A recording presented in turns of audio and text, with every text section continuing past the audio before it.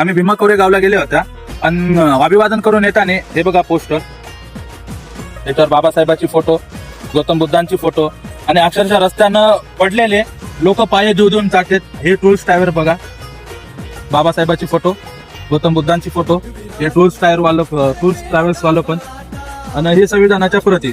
असं पूर्ण अक्षरशः रस्त्यावर पडलेलं होता. आम्ही 3-4 तास मित्रपरिवाराने गोळा केलं आणि जमा केलेलं आहे.